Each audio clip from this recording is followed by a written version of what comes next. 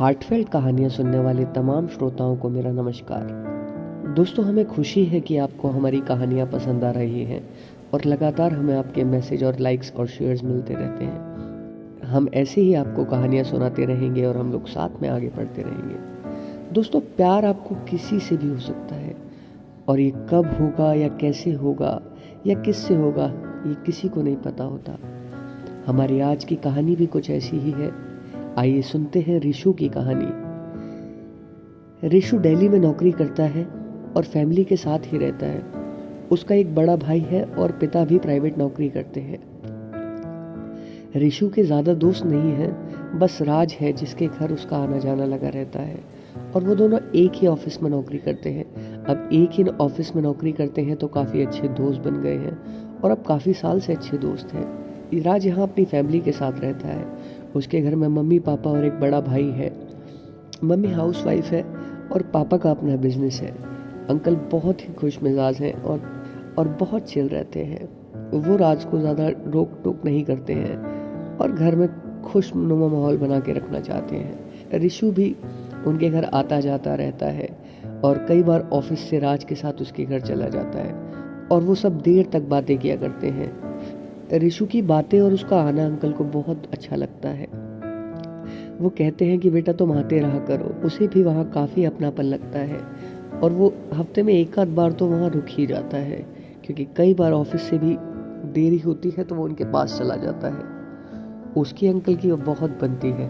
वो आपस में बहुत हंसी मजाक किया करते हैं और एक दोस्तों की तरह आपस में रहते हैं। और लेकिन बस वही है कि दोस्त के फादर होने की वजह से वो कुछ नहीं कहता और एक मर्यादा बना के भी रखता है। लेकिन हाँ, उसे अंकल बहुत पसंद है और वो जब भी उनको देखता है तो खुश हो जाता है। और अंकल को भी पता है कि रिशु उन्हें थोड़ा अलग तरीके से देखता है, लेकिन उन्होंने कभी कुछ कहा नहीं। अंकल की एज लगभग 50 की है और वो छोटी हाइट के काफ़ी गोरे भारी मूछें रखते हैं। वो वाइट कुर्ता पजामा पहनते हैं और कभी कभी पान भी खा लिया करते हैं।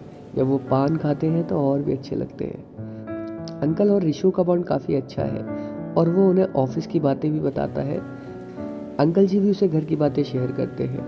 एक दिन राज को ऑफिस के काम से बाहर जाना पड़ा तो उसने रिशु को बोला कि यार घर देख लेना और हो सके तो 1-2 दिन के लिए रुक भी जाना। तो उसने कहा कि कोई दिक्कत नहीं है, आराम से जा, मैं संभाल लूँगा। ऑफिस के बाद रिशु राज के घर गया तो अंकल ने दरवाज़ा खोला तो रिशु को देखकर चौंक गए और खुश भी हुए। बोले, अरे तुम? तो रिशु ने बताया कि राज से बात हुई। तो अंकल ने कहा कि हाँ हाँ, मेरे को पता है, मैं मजाक कर रहा हूँ। फिर आंटी ने खाना लगाया और उसके बाद वो लोग खाना खाने बैठ गए। खाना खाने के बाद वो काफ़ी देर तक बात करते रहे। तो आंटी बीच में उठ के चली गई क्योंकि उनका कोई फेवरेट सीरियल आ रहा था। अब रिशु और अंकल बैठकर बात कर रहे थे। तो अंकल ने बोला कि क्या हुआ, सब ठीक तो है ना?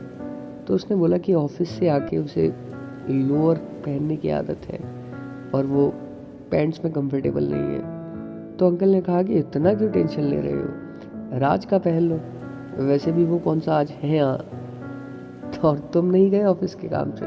तो उसने बताया कि नहीं, वो उनकी टीम का काम था, मैं दूसरा काम देखता हूँ। तो उन्होंने कहा चलो कोई बात नहीं। उन्होंने कहा आओ। तो हम राज के कमरे में गए और अंकल ने मुझे एक लोअर दिया और कहा कि चेंज कर लो। जब मैं लोअर चेंज कर रहा था अंकल मेरे को बहुत गौर से देख रहे थे, लेकिन मैंने इग्नोर किया। अंकल ने कहा टी शर्ट भी ले लो, तो मैंने टी शर्ट भी चेंज कर ली। फिर हम वही बातें करने लगे। अंकल ने ड्रिंक के लिए पूछा तो पहले मैं हिचकिचाया और मन में काफ़ी सवाल आए। फिर मैंने मना कर दिया क्योंकि हम डिनर कर चुके थे। लेकिन अंकल ने बोला 2 ही पैग लेंगे बस, और अंकल ने इंसिस्ट किया तो मैं फिर मना नहीं कर पाया और हमने राज के रूम में ही ड्रिंक की और 2-2 पैग लिए। और मुझे सच बताऊं तो 2 ही बैग में काफ़ी चढ़ गई थी।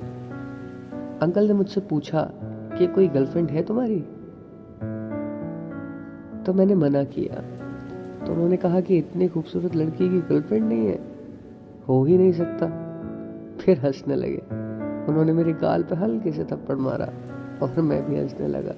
फिर अंकल ने कहा अब तुम सो जाओ, मैं भी सोने जाता हूँ। रिशु ने कहा आप भी यहीं सो जाओ ना, तो अंकल ने कहा तुम सो जाओ, कुछ चाहिए तो बता देना। अब ऋषु को जो चाहिए था वो तो कैसे ही बताता, लेकिन अंकल को भी पता था और ऋषु को भी पता था। ऐसा लग रहा था जैसे अंकल उसके सब्र का इम्तिहान ले रहे हों। अंकल सोने चले गए और अब ऋषु अकेला लेटा हुआ था। अंकल के बारे में ही सोच रहा था कि कैसे अंकल को वापसी बुलाया जाए और क्या मंगाऊं या क्या बहाना बनाऊं। और फिर वो अपना फ़ोन देखने लगा। फ़ोन देखते देखते कब टाइम निकल गया उसे पता ही नहीं चला। और उसने डोर खुलने की आवाज़ सुनी तो फ़ोन साइड में रख के लेट गया। देखा तो अंकल थे, वो उसके रूम में टॉयलेट यूज़ करने आए थे। बाहर निकले तो देखा वो सो रहा है। वो बाहर आए, उन्होंने उसके माथे पे हाथ रखा तो राज उठा और बोला, अरे अंकल आप सोए नहीं? तो अंकल ने कहा कि वॉशरूम आया था। उसने कहा अच्छा। एसी की वजह से रूम काफ़ी ठंडा हो गया था और वो ऐसे ही लेटा था। तो अंकल ने कहा, अरे रूम इतना ठंडा है और तुम बिना चादर के क्यों सो रहे हो? तो अंकल ने उसे चादर दी और जाने लगे। तो ऋषु ने उनका हाथ पकड़ लिया और बोला, प्लीज़ मत जाओ ना, यहीं सो जाओ। तो अंकल ने स्माइल दी और कहा, तुम नहीं मानोगे। और वो वहीं लेट गए। वो दोनों एक दूसरे की तरफ मुंह करके लेटे हुए थे। ऋषु ने अंकल के माथे को चूमा और कहा, थैंक यू। अब अंकल ने भी ऋषु को किस किया और अपने दोनों पैर उसके पैरों के बीच फंसा दिए और एक लंबा सा किस किया। ऋषु ने कहा, ये सब आपने पहले क्यों नहीं किया? तो अंकल ने कहा कि तुमने कहा ही नहीं। और फिर दोनों हंसने लगे। ऋषु ने अपनी टी शर्ट उतार दी और अंकल ने भी। फिर दोनों ऐसे ही लिपट के सो गए। सुबह उठ के रूम से बाहर गया तो अंकल आंटी ब्रेकफास्ट कर रहे थे।